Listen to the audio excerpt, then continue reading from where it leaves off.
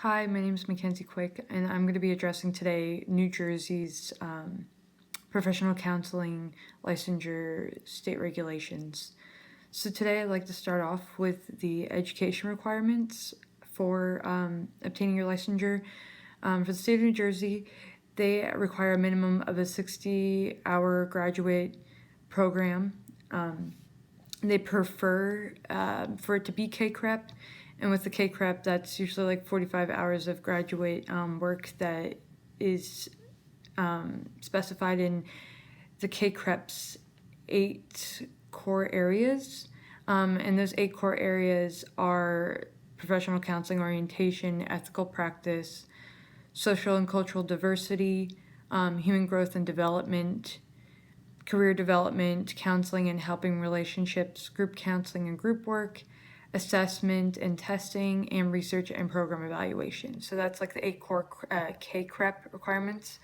Though most states nowadays prefer K-CREP, with the state of New Jersey, if you do not go to a K-CREP school or accredited school, they will review the institution's transcript, and that may suffice towards the licensure process. So after completing the program, that's when you can apply to take the NCE, which is the National Counselor Examination. For the state of New Jersey, what you would do is you would write, they have actually a application that you fill out online, and then from there you would send it to the New Jersey Professional Counselor, the New Jersey Professional Counselor Examiners Committee, to where you would, during this time too, you would get your background check done. You would submit your application to have them review and give you a date of when you would take your exam. From there, after you take your exam, and you obviously have to get a certain score, and if you pass, from there you are officially considered a licensed associates counselor, so an LAC. So once you receive this title of LAC, you can pursue from there your supervised internship hours, which for the state of New Jersey, they mandate that you do a total of 4,500, unless you go for 30 hours of postgraduate work. And if you do this 30 hours of postgraduate work, it will minimize the amount of hours you have to do, and it will minimize it to 3,000. They do, however, allow you to start on your licensure hours while in grad school, but you can only do a year, and the course must be labeled either a practicum or an internship. So you can get a head start, but only a year in grad school. Other than that, the rest of them must be obtained after or postgraduate school. And then whenever you're doing your supervised hours, there is criteria for the supervised hours. These are some areas as an LAC that you might do with your supervisor. It would be co-counseling with the LAC, observing the LAC with clients, videotaping or audio tape of the LAC in session, and also conducting role-playing sessions or problem-solving discussions and other feedback when needed during the internship. And then with this, your supervisor, they obviously have their requirements as well.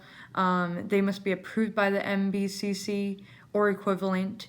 They also must complete a minimum of 3 credit hours in clinical supervision from an accredited institution. And they are responsible, obviously, for writing up your plan on the internship process, and then their plan must be approved by the committee before further action, before you pursuing your internship with them. And then following this, like I said earlier, just to reiterate real quick, in New Jersey, so once you complete graduate school, you would go from there, you would take your exam, apply to take your exam, you do background check. If you pass your exam, you're considered a LAC, which is a licensed associate counselor. From there, you would either do postgraduate work, or it would minimize 30 hours of postgraduate work, where that could minimize your hours to 3,000 internship hours, or you would just start with the 4,500 internship hours. Once you successfully complete your hours, you would submit to the New Jersey licensed professional New Jersey Professional Counselor Examiners Committee. You would submit to them saying that you've completed your hours and that you'd like to continue towards your LPC licensure. And then from there, that would be the final approval, and you would obtain your LPC from there. And then the criteria, this is according to obviously the New Jersey ConsumerAffairs.gov regarding New Jersey state regulations. But for the scope of practice, we facilitate human development and adjustment throughout the lifespan, and we would clinically assess and evaluate using currently accepted diagnostic classification. This would be the DSM-5, of course, for us. And then we would conduct assessments and evaluations within the scope of practice for the purpose of establishing goals and objectives and implement and evaluate counseling interventions.